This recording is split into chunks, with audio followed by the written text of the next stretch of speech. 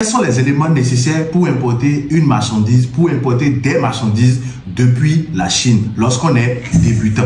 Alors, premièrement, vous devez utiliser l'application Alibaba ou l'application Pinduoduo ou l'application 1688 ou d'autres applications ou les services achats. Lorsque vous entrez dans l'application Alibaba, vous devez choisir votre produit. Une fois le produit choisi, vous devez contacter un fournisseur.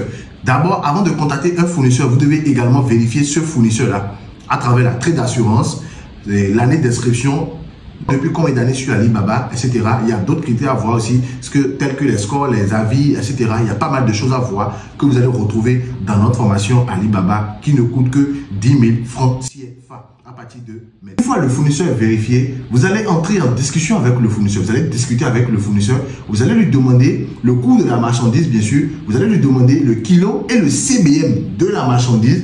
Après ça, vous allez lui envoyer l'adresse de votre transitaire, que ce soit l'adresse aérienne ou l'adresse maritime, selon le produit que vous voulez acheter et selon le kilo et le CBM. Le CBM, c'est quoi? C'est le cubic meter, c'est le mètre cube. Ça, on en parle par rapport au maritime. On parle de CBM au niveau du maritime et on parle de kilogrammes au niveau du cargo aérien.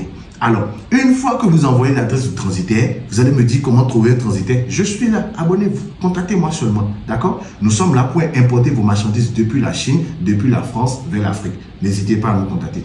Voilà, on continue. Une fois l'adresse du transitaire envoyée, vous allez lui envoyer la marque d'expédition. La marque d'expédition, c'est quoi? C'est votre numéro, d'accord? C'est votre nom, prénom, d'accord? C'est etc., etc.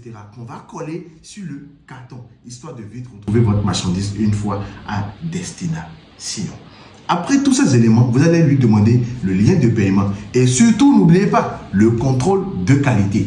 Le contrôle de qualité, c'est quoi? C'est demander au fournisseur de vous envoyer une vidéo réelle du produit, des informations sur le produit, vous voyez, des tests de qualité, quoi. Voilà, pour pouvoir être sûr de la qualité avant de payer le fournisseur. Donc, après avoir fait tous ces éléments, vous allez passer directement au paiement. Vous allez passer au guichet, bien sûr, toujours.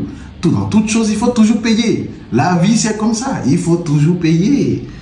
On n'a pas le choix. On va toujours payer.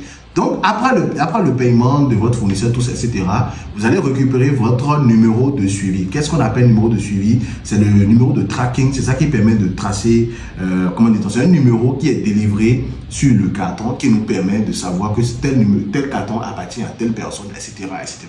C'est des blablabla. Vous voyez un peu, ça c'est au niveau du transit. Donc, après avoir récupéré votre numéro de suivi que vous allez donner à votre transitaire, bien sûr, qui va se charger de surveiller votre marchandise, que ce que ça vient à l'entrepôt en Chine, d'accord? Et après, il va essayer d'envoyer ça sur votre pays, d'accord? Que ce soit Togo, Côte d'Ivoire, Bénin, etc., etc., etc. Donc, une fois le colis à destination, vous allez passer chercher votre marchandise. Voilà simplement une manière d'importer les marchandises depuis la Chine. Ce n'est rien de compliqué, ce n'est rien de magique. Pour tous ceux qui seraient intéressés, nous sommes disponibles pour vous l'apprendre.